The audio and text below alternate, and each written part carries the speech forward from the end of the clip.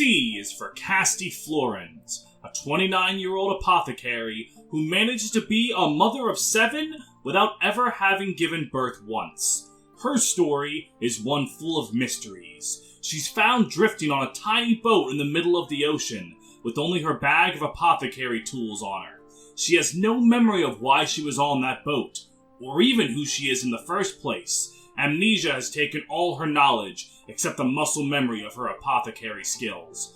But her uniform is that of Ayers Apothecaries, a group the townspeople claim are evil doctors that spread death wherever they go, which, needless to say, does not bode well for our poor heroine. The only clue she has is a bloody journal, so she sets off on a journey to learn who she is and who these Ayers Apothecaries truly are. If anyone can create a cure, it's you. It's up to you now.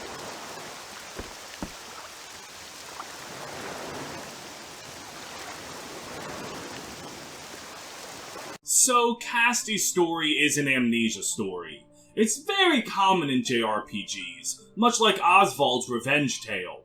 And just like Oswald's revenge tale, Castti's story takes a well-trodden road and does it in its own unique and likable way. The mysteries of her identity are definitely intriguing. An evil group of doctors, a bloodied notebook, and supernatural elements? Oh yeah, the paranormal gets established early on in her story because, why not?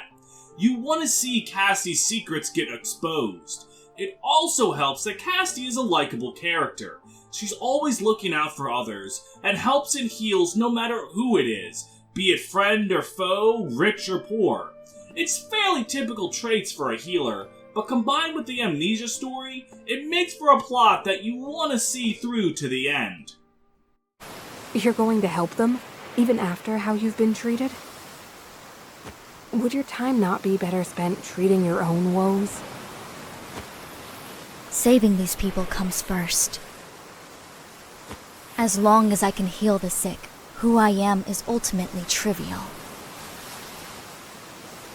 The very model of an apothecary indeed. Castti's story definitely has 2 very standout bits for me. Her Chapter 2-2 and her main antagonist. Castti's second chapter involves her seeing a young lord of a town, and it's a woman who's on her deathbed.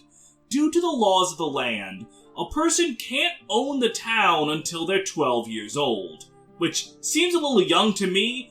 That's the age you should be going out and catching Pokemon, but who am I to argue with another person's culture? But her daughter is only 11 years old, so the woman is desperately holding on, trying to live just to make it to her daughter's 12th birthday so she can inherit the town properly and not have to give it over to her brother Greg, who suffers terminally from head and ass disease and has some shitty ideas as to what he wants to do with the town. The story genuinely made me cry, and I'm not joking. All the characters were so damn likable, and it just ripped my heart out for the most emotional moment in the game. And her main villain is also amazing, but I can't really talk about him since this video is spoiler-free, so I'm just gonna say that, fun fact, my favorite villain in Final Fantasy is Seymour Guado. And I'm not going to elaborate at all as to why that's relevant. I'm just gonna say Castti's Chapter 2 is an emotional gut punch.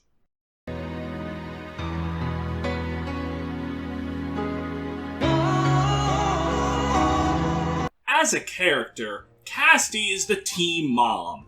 In almost all of her traveler banter, she's looking after the well-being of the other 7 travelers. She's patching up a scrape that Agnia got on her leg. She's making sure that Ochet is eating a proper, balanced diet. She's making sure Hikari doesn't overdo it and open old wounds. Not a moment goes by where she isn't being helpful. This personality of hers makes her enjoyable to watch. It's nice to see her be a rock for everyone to rely on, but it's also really funny that so many characters think of her as a mom when she's like less than a decade older than all of them. Ochet is 20, Throne is 23, Hikari is 21, and they all see Castti, a 29-year-old woman, as their mom. But beyond her motherly kindness, she also has a playful and oddly mean-spirited sense of humor. She'll occasionally laugh and playfully rib at her fellow travelers.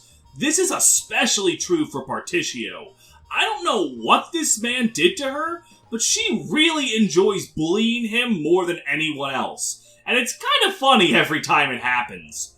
Castti is a prime example of Octopath doing what Octopath does best, taking character tropes that you've seen from Square and other JRPGs millions of times, but doing them with enough charm and likability that you're okay for seeing them 1,000,001 times.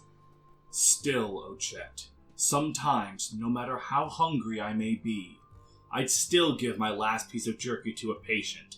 That's what it means to be an apothecary. Oh. Don't worry about me, Ochette. Nothing will ever stop me. Nothing. In gameplay, Castti is one of the best support units in the game due to her ability to concoct medicines and poisons in battle. This makes her a debuff queen, able to stack so many crippling status effects on a foe, and she's the buff queen as well. With a little bit of boost, she can heal, restore SP, grant status effects, and pay off a character's mortgage all in one turn. Her durability is also very impressive. She has some of the highest combinations of health, defense, and magic defense in the game.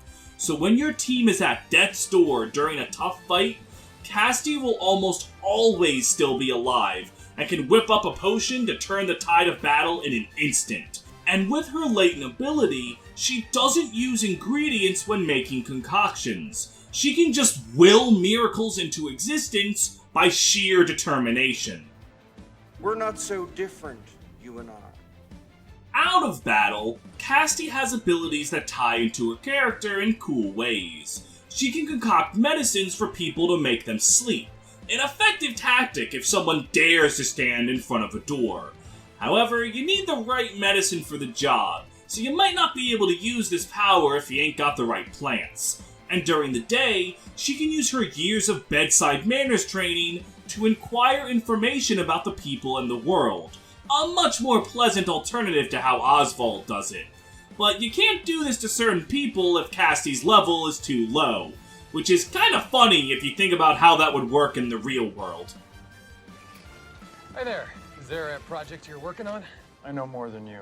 Castti is a delightful character.